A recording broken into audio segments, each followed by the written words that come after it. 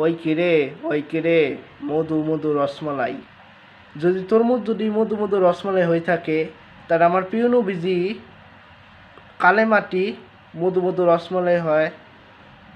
আজকে আমি আমার প্রিয় নবীজির বাংলায় এবং আরবিতেও কালেমা বলবো, দেখি এটা কত মধু হয়, আপনারা কত শেয়ার করেন।